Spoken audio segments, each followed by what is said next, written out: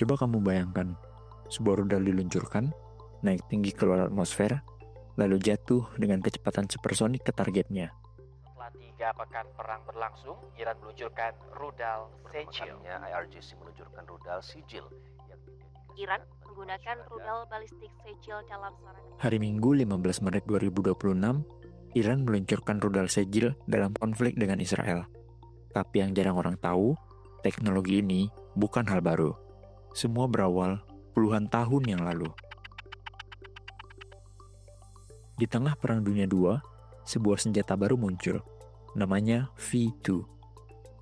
Ini adalah rudal balistik pertama di dunia. Dikembangkan oleh ilmuwan roket bernama Wernher von Braun di Jerman Nazi. Berbeda dengan bom biasa, V2 tidak dijatuhkan dari pesawat. Dia diluncurkan dari darat, naik ke tepi luar angkasa, lalu jatuh ke target. Dan yang bikin mengerikan, tidak ada sistem pertahanan saat itu yang bisa menghentikannya. Ketika perang berakhir, satu hal jadi jelas, rudal ini adalah masa depan. Dua negara besar langsung bergerak cepat, Amerika Serikat dan Uni Soviet. Mereka bukan cuma mengambil teknologi V2, mereka juga ingin mengambil ilmuannya.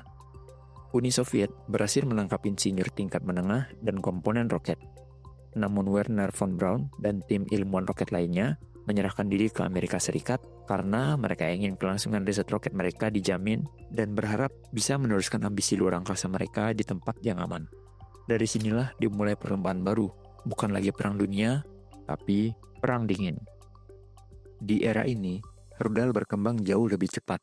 Dari yang awalnya hanya ratusan kilometer, menjadi ribuan kilometer. Lahir yang disebut ICBM, atau rudal balistik antar benua. Artinya, satu negara bisa menyerang negara lain dari sisi bumi yang berbeda. Dan lebih menegangkan lagi, rudal ini mulai dipasangi hulu ledak nuklir. Dunia masuk ke situasi aneh, damai, tapi di bawah bayang-bayang kehancuran total.